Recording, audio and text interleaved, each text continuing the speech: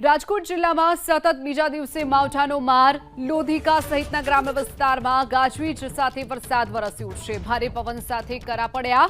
લોધિકાના ગ્રામ્ય વિસ્તારમાં વરસાદ વરસ્યો છે। ખેરસરા, રમણજી, મેટોડા જીઆઈડીસી વિસ્તારમાં વરસાદ વરસ્યો છે તો વડવાજડી, હીરપરપાળ, મેટોડા ગામમાં કમોસમી વરસાદ નોંધાયો છે। રાજકોટના લોધિકામાં પણ આ પ્રકારના કમોસમી વરસાદના દ્રશ્યો તો કેટલાક વિસ્તારોમાં કરા સાથે વરસાદ પડવાની પણ ઘટના બની છે। લોધિકા સહિતના ગ્રામ્ય વિસ્તારોમાં વરસાદ નોંધાયો છે।